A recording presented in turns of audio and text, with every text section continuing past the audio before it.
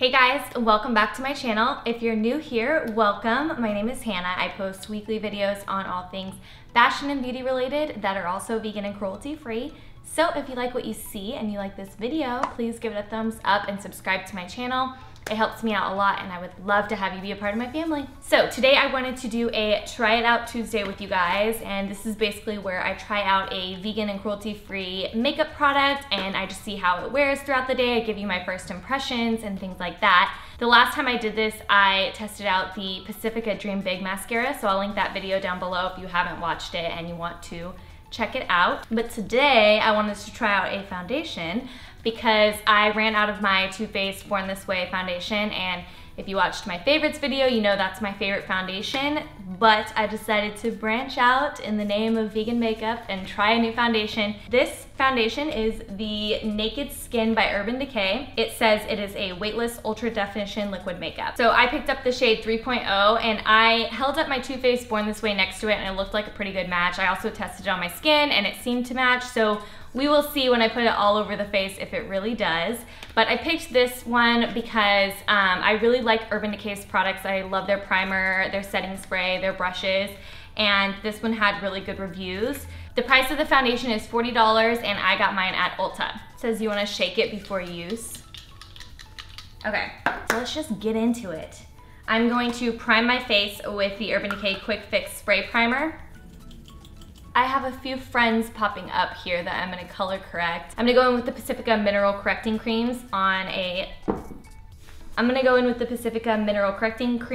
and I'm gonna take the green color on this little lipstick brush. This brush is by Spectrum Collections, it's the A15. I'm just gonna go in where I have some redness, some pimples, and just kind of like color correct that out.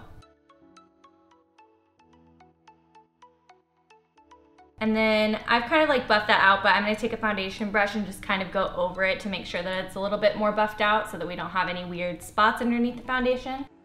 I normally don't color correct this much, but like I said, my skin has not been agreeing with me lately. And then to apply it, I'm going to take a few drops on my Makeup Drop silicone sponge. It's like very, very runny. I was not expecting that. It's very liquidy. I'm gonna put a little bit more on just in case. And then what I do is I just take little circular motions and blend it out.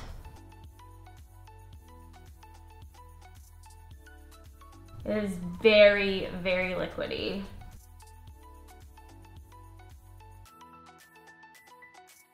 So I definitely put too much on because it's so liquidy. A little goes a long way. I'm gonna take the foundation brush and try to buff it out.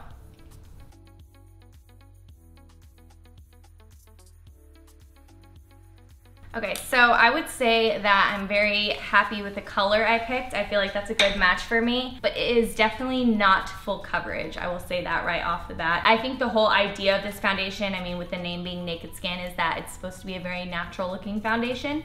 So for that, I mean, it is very, I think, natural looking. It's not cakey or anything like that, but at least for a day like today where my skin is acting up, I would want something a little more full coverage. But I think on an everyday kind of makeup basis, this would be a really good one. We'll have to see how it wears though and how I can apply other makeup with it. But for right now, I'm gonna just take the brush and try to build up the areas that have a little bit more redness in them and see if it's buildable at all. Okay, I definitely think it's buildable for sure.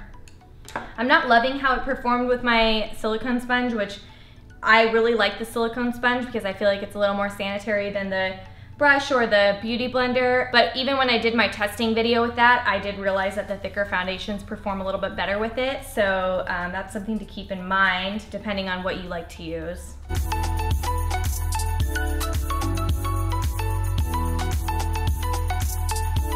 Okay, cool. So far, so good. So I'm just gonna finish up my makeup real quick, but I am gonna do a full makeup routine video in the future, so definitely stay tuned for that if you wanna know each product that I use and how I use them and things like that. But this will be a little sped up version and you can kind of get an idea of what I do.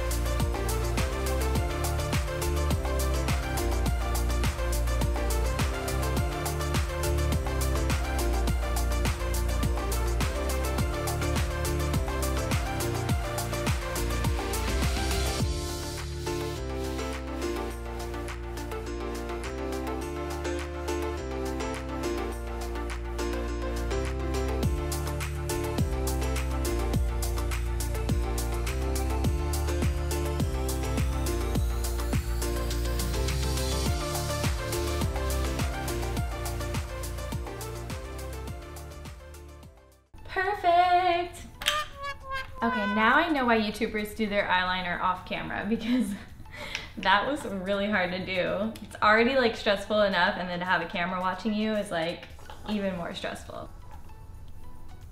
Oh my god, the eyeliner is so bad. It's gonna drive me nuts. I might have to take the eyeliner completely off, but either way, the face makeup is gonna stay on, and then I will check back in with you guys in a bit and give you my thoughts on how it's wearing throughout the days. I'll check back in with you guys in a bit.